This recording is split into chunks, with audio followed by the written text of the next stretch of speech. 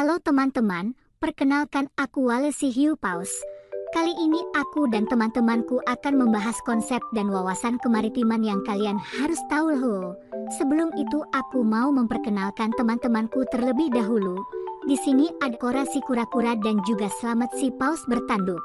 Ayo ikuti aku jelajahi samudra untuk memahami konsep dan wawasan kemaritiman. Sebelum masuk ke pembahasan materi, apakah teman-teman tahu apa itu kemaritiman? Kemaritiman adalah sebuah konsep yang mencakup semua hal yang berkaitan dengan aktivitas di laut. Ini mencakup segala hal, mulai dari ekonomi, lingkungan, hingga keamanan. Di dunia modern, kemaritiman menjadi semakin penting seiring dengan perkembangan globalisasi dan perdagangan internasional. Di sini kita akan membahas 3 subbab tentang konsep dan wawasan kemaritiman. Yang pertama yaitu wisata bahari, yang kedua pencemaran lautan, dan terakhir aktivitas manusia yang terkait dengan laut. Baiklah, kita masuk ke penjelasan pertama yaitu wisata bahari. Wisata bahari merupakan potensi wisata yang kaya akan keindahan alam laut dan pantai. Aktivitas wisata bahari tidak hanya memberikan kontribusi ekonomi, tetapi juga seharusnya mengedepankan prinsip kelestarian alam. Bertahun-tahun orang tidak peduli dengan pencemaran laut karena volume air laut yang besar, dan kemampuannya mengencerkan segala jenis zat asing sehingga hampir tak menimbulkan dampak sama sekali. Oleh karena itu laut dianggap sebagai tempat pembuangan limbah. Namun, pandangan tersebut mulai berangsur berubah. Hal itu disebabkan antara lain karena limbah yang dibuang ke laut semakin lama semakin banyak dan dalam konsentrasi tinggi, sehingga akibat pencemaran lingkungan pada skala lokal terjadi. Limbah industri harus ditangani dengan baik dan serius oleh pemerintah dengan mengawasi sungguh-sungguh. Sementara bagi pelaku industri harus melakukan cara-cara pencegahan pencemaran lingkungan dengan melaksanakan teknologi bersih, memasang alat pencegahan pencemaran, melakukan proses daur ulang.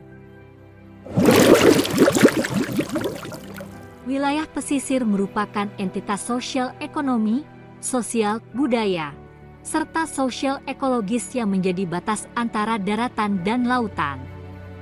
Sebagai masyarakat pesisir, nelayan dituntut mampu beradaptasi terhadap kondisi sumber daya pesisir, SDP, dan laut yang khas seperti ikan yang mampu berimigrasi, pemanfaatan SDP oleh berbagai pihak, degradasi SDP, dan kurang jelasnya batasan kepemilikan SDP. Sebuah entitas sosial, masyarakat nelayan memiliki sistem budaya yang tersendiri dan berbeda. Macam perahu yang dipakai nelayan antara lain jukung-jukung adalah perahu kecil berbahan dasar kayu dan bagian tertentu dikeruk, sedangkan mayang terbuat dari papan kayu.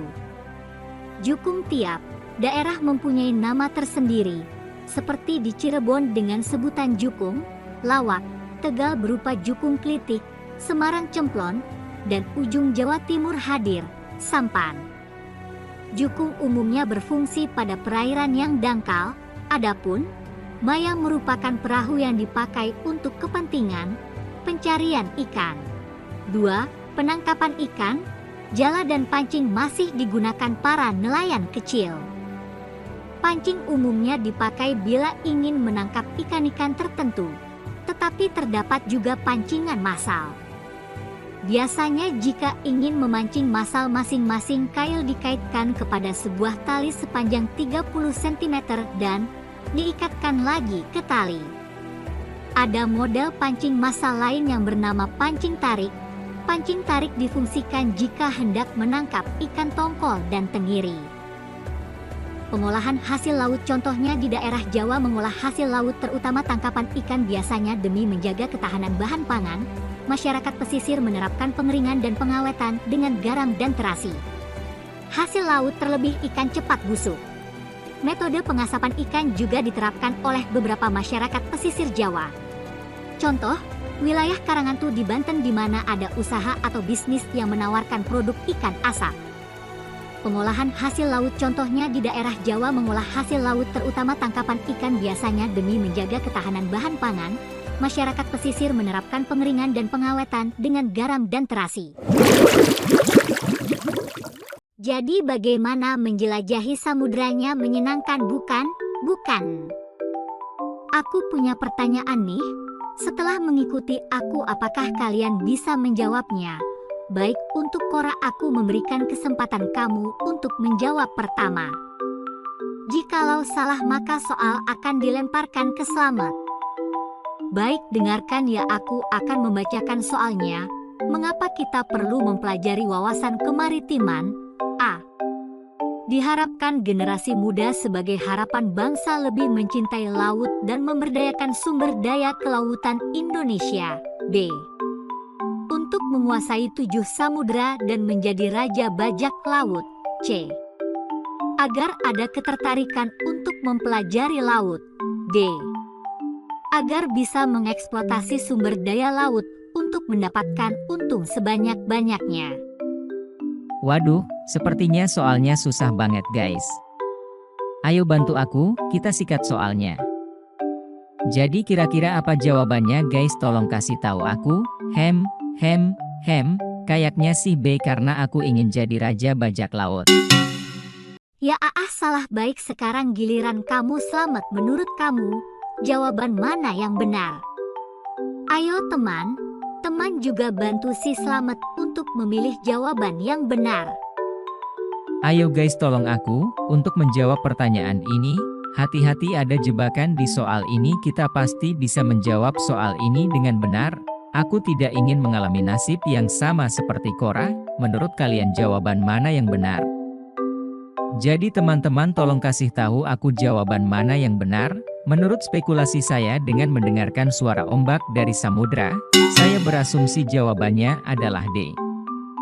Jadi teman-teman tolong kasih tahu. Waduh, kok kalian salah semua? Ya sudah, mungkin sekarang saatnya teman-teman menjawab. Menurut teman-teman manakah jawaban yang benar?